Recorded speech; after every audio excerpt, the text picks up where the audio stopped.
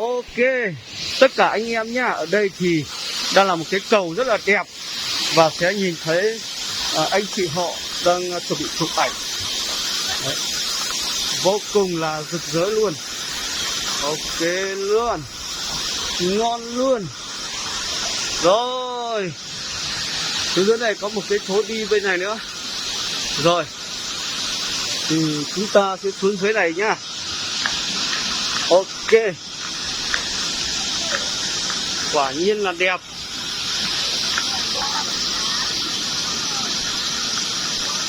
Ok, đang đẹp đấy. Rồi tí nữa em đứng ở đây để chụp là được. Rồi, ở đây quả nhiên là đẹp.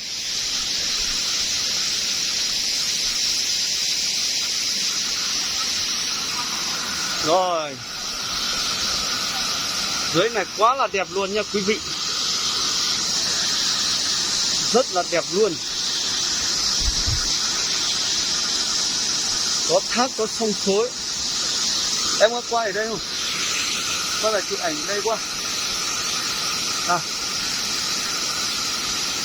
quay lại chụp ảnh ở đây qua.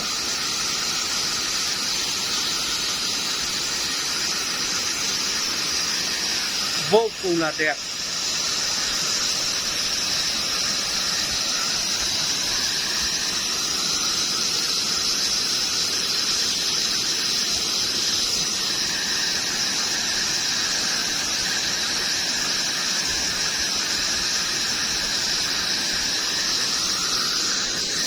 Rồi, xem bên này nhé.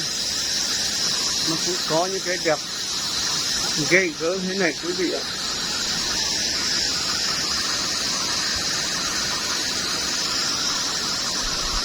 Rồi.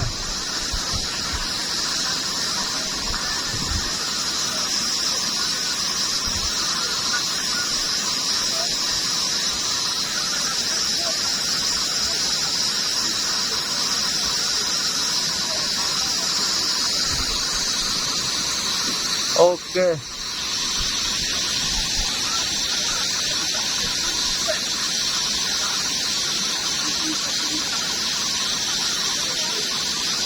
Không rồi, nhưng mà chờ đấy để đủ 3 phút nữa.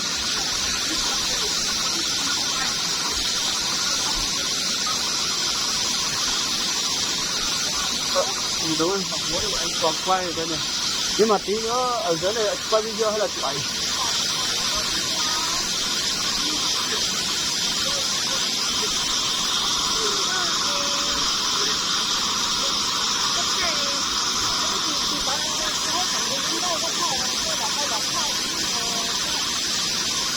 Họ có chủ động còn lúc có lúc họ nhưng mà là còn cái là có chỉ tìm một con để bỏ rồi có thể chơi một sao từ thế này.